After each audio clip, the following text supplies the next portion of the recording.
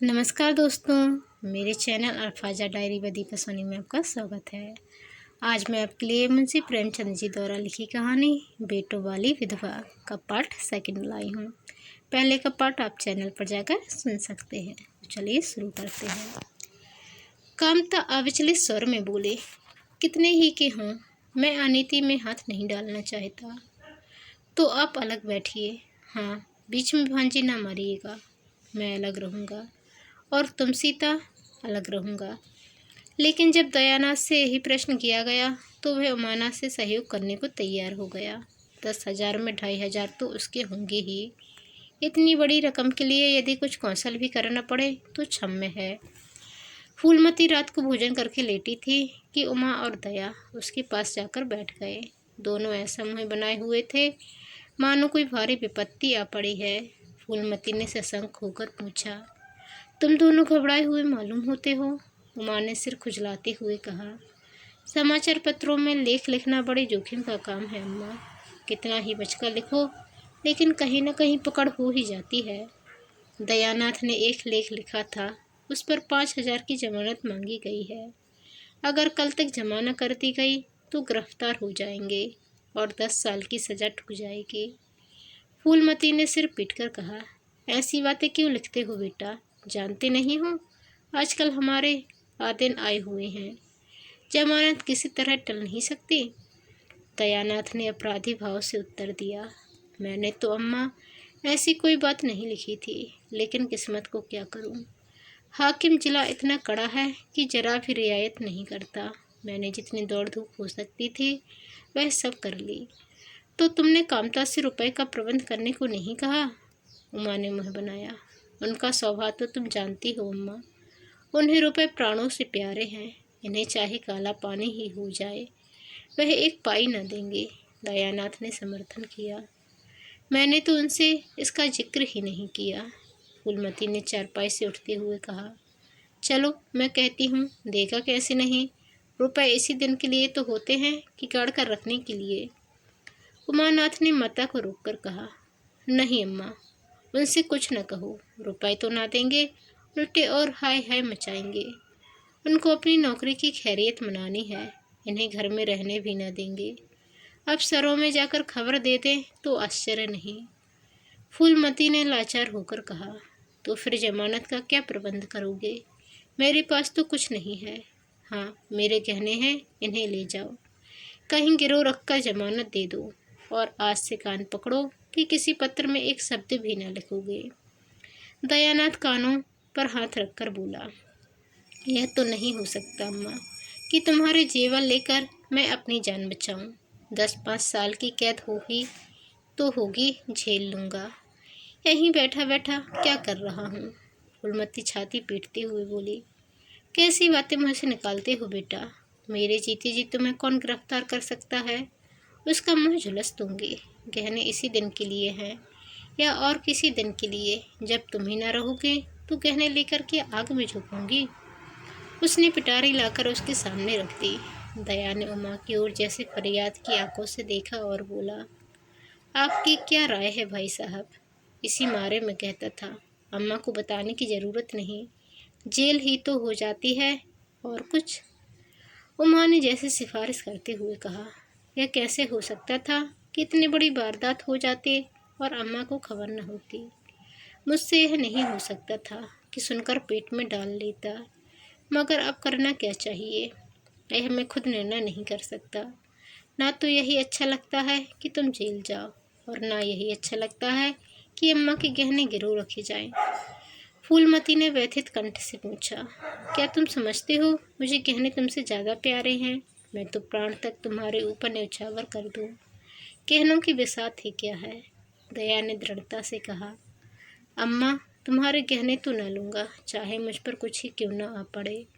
जब तक तुम्हारी कुछ सेवा न कर सका तो किस मुँह से तुम्हारे गहने उठा ले जाऊँ। मुझ जैसी कपूत को तो तुम्हारी कोख से जन्म ही ना लेना चाहिए था। सदा तुम्हें कष्ट ही देता रहा। फूलमती ने भी उतनी ही दृढ़ता से कहा, अगर यूँ ना लोगे तो मैं खुद जाकर इन्हें गिरोह रख दूँगी और खुद हाकिम जिला के पास जाकर जमानत जमा कराऊँगी। अगर इच्छा हो तो यह परीक्षा भी ले लो। आंखें बंद हो जाने के बाद क्या होगा भगवान जाने, लेकिन जब तक जीती हूँ तुम्हारी ओर कोई तिरछी आंखों से देख नहीं सकता। उमानाथ ने मानो माता पर एहसान रखकर कहा। अब तो तुम्हारे लिए कोई रास्ता नहीं रहा दयानाथ। क्या हरज है, ले लो, मगर याद रखो ज्यों ही हाथ में रुपए आ जाएं गहने छुड़ाने पड़ेंगे।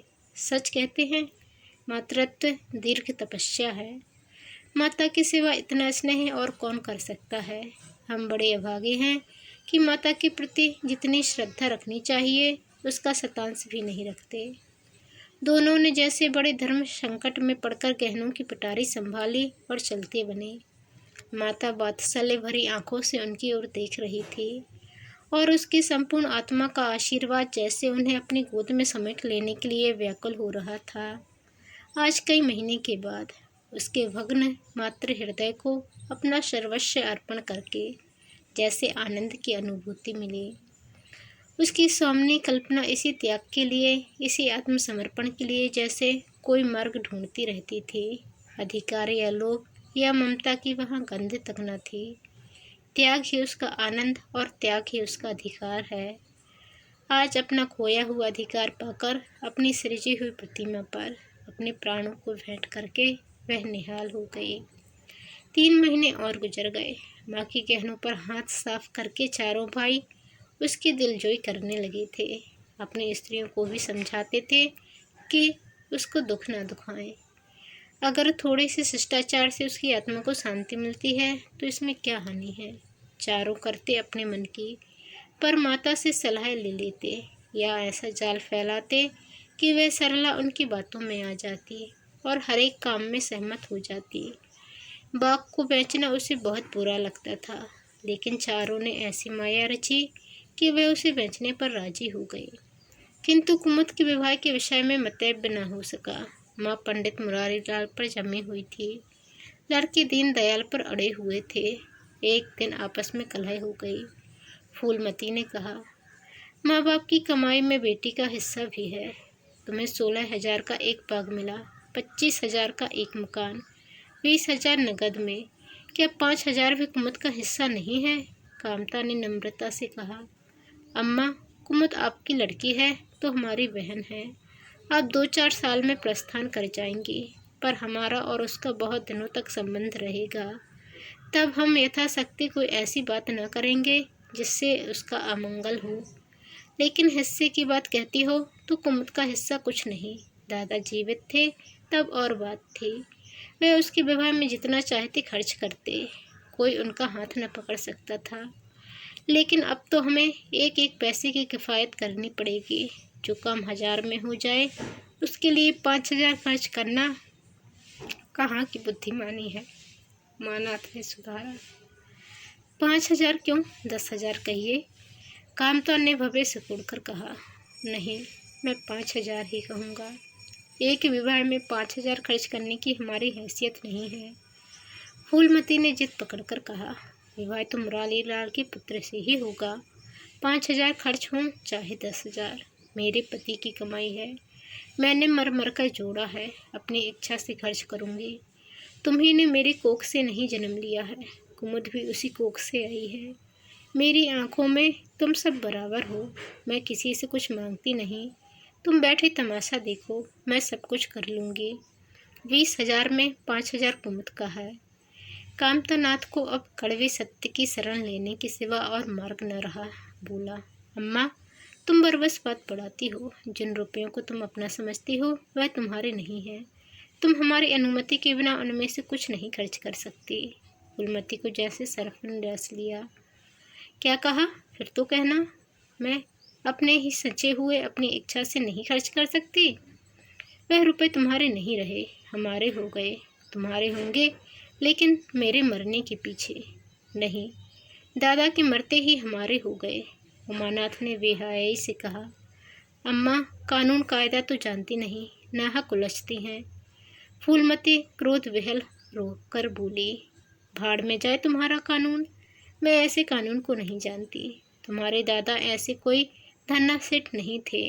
मैंने ही पेट और तन काट कर यह गृहस्थी जोड़ी है। नहीं आज बैठने की छाह न मिलती।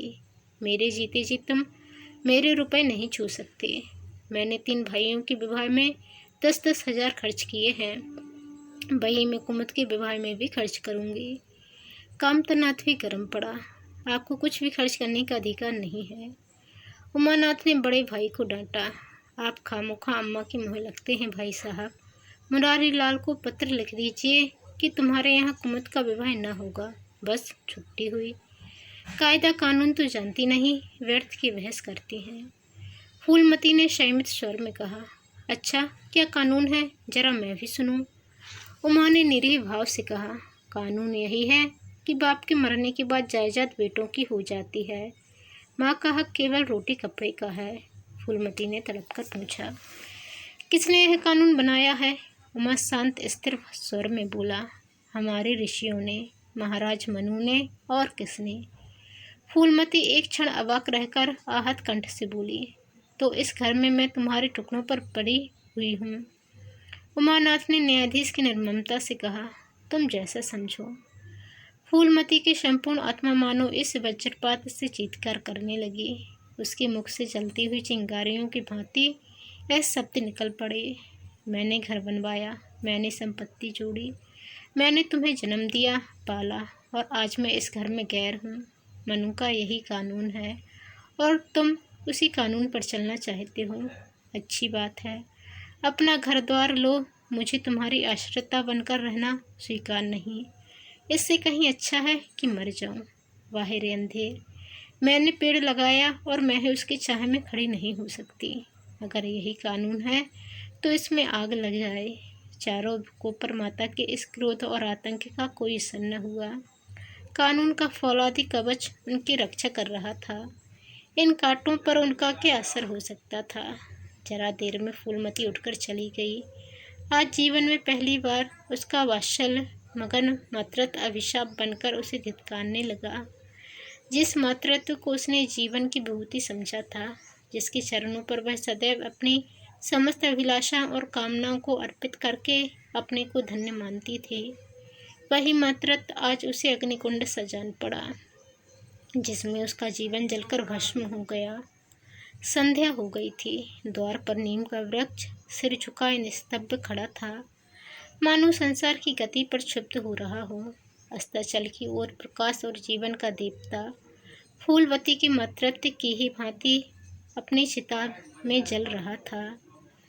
फूलमती अपने कमरे में जाकर लेटी तो उससे ऐसा मालूम हुआ उसकी कमर टूट गई है। पति के मरते ही अपने पेट के लड़के उसके शत्रु हो जाएंगे, उसको स्वप्न में भी अनुमान न था। जिन लड़कों को उसने अपना हृदय रक्त पिला पिला कर पाला, वही आज उसके हृदय पर यूं आघात कर रहे हैं। अब वह घर उसे कांटों की सेज हो रहा था, जहाँ उसकी कुछ कद्र नहीं, कुछ गिनती नहीं। वहाँ अनाथों की भांति पड़ी रोटियां खाए, यह उसकी अभिमानी प्रकृति के लिए असह्य था। पर उपाय ही क्या था? वह लड़कों से अलग होकर रहे भी तो नाक किसकी कटेगी? संसार उसे थूके तो क्या और लड़कों को थूके तो क्या, बदनामी तो उसी की है। दुनिया यही तो कहेगी कि 4 जवान बेटों के होते बुढ़िया अलग पड़ी हुई मजूरी करके पेट पाल रही है। जिन्हें उसने हमेशा नीच समझा, वही उस पर हंसेंगे। नहीं, वह अपमान इस अनादर से कहीं ज़्यादा हृदय विदारक था। वह अब अपना और घर का पर्दा ढका रखने में ही कुशल है। हाँ, अब उसे अपने को नई परिस्थितियों के अनुकूल बनाना पड़ेगा। समय बदल गया है। अब तक स्वामिनी बनकर रही, अब लौंडी बनकर रहना पड़ेगा। ईश्वर की यही इच्छा है। अपने बेटों की बातें और लातें गैरों की बातों और लातों की अपेक्षा फिर भी गनीमत है। वह बड़ी देर तक मुँह ढांपे अपनी दशा पर रोती रही। सारी रात इसी आत्मवेदना में कट गई। शरद का प्रभाव डरता डरता उषा की गोद में निकला, जैसे कोई कैदी छिपकर जेल से भाग आया हो। फूलमती अपने नियम के विरुद्ध आज तड़के ही उठी। रात भर में उसका मानसिक परिवर्तन हो चुका था। सारा घर सो रहा था और वह आंगन में झाड़ू लगा रही थी। रात भर ओस में भीगी हुई उसकी पक्की जमीन उसके नंगे पैरों में कांटों की तरह चुभ रही थी। पंडित जी उसे कभी इतने सवेरे उठने न देते थे। शीत उसके लिए बहुत हानिकारक था, पर अब वह दिन नहीं रहे। प्रकृति उसको भी समय के साथ बदल देने का प्रयत्न कर रही थी। झाड़ू से फुर्सत पाकर उसने आग जलाई और चावल दाल की कड़ाहियाँ चुनने लगी। कुछ देर में लड़के जागे, बहुएं उठीं। सभी ने बुढ़िया को सर्दी में सिकुड़े हुए काम करते देखा, पर किसी ने यह न कहा कि अम्मा क्यों हलकान होती हो। शायद सबके सब बुढ़िया के इस मान मर्दन पर प्रसन्न थे। आज से फूलमती का यही नियम हो गया कि जी तोड़कर घर का काम करना और अंतरंग नीति से अलग रहना। उसके मुँह पर जो एक आत्मगौरव झलकता रहता था, उसकी जगह अब गहरी वेदना छाई हुई नजर आती थी। जहाँ बिजली जलती थी, वहाँ अब तेल का दिया टिमटिमा रहा था, जिसे बुझा देने के लिए हवा का एक हल्का सा झोंका काफ़ी है।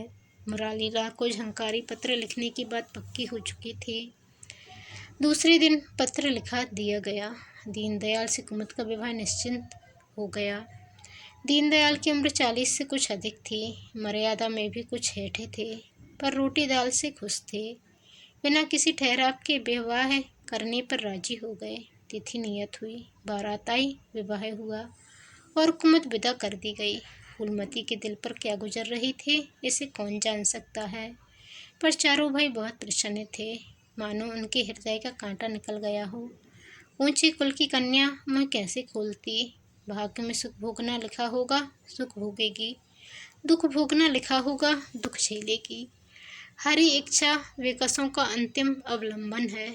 घर वालों ने जिससे विवाह कर दिया, उसमें 1000 ऐब हों तो भी वह उसका उपास्य, उसका स्वामी है। प्रतिरोध उसकी कल्पना से परे था। फूलमती ने किसी काम में दखल न दिया। कुमुद को क्या दिया गया, मेहमानों का कैसे सत्कार किया गया, किसके यहाँ से नेपते में क्या आया, किसी बात से भी उसे सरोकार न था। उससे कोई सलाह भी ली गई तो यही कहा, बेटा तुम लोग जो करते हो अच्छा ही करते हो, मुझसे क्या पूछते हो।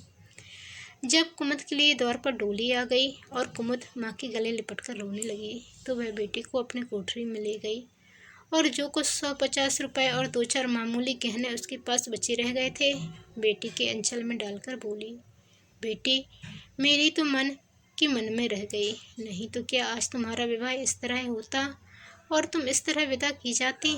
आज तक फूलमती ने अपने गहनों की बात किसी से न कही थी। लड़कों ने उसके साथ जो कपट व्यवहार किया था, इसे चाहे अब तक ना समझी हो, लेकिन इतना जानती थी कि गहने फिर न मिलेंगे और मनोमालिन्य बढ़ने के सिवा कुछ हाथ न लगेगा।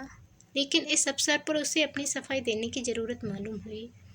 कुमुद यह भाव मन में लेकर जाए कि अम्मा ने अपने गहने बहुओं के लिए रख छोड़े, इसे वह किसी तरह न सह सकती थी, इसलिए वह उसे अपनी कोठरी में ले गई थी।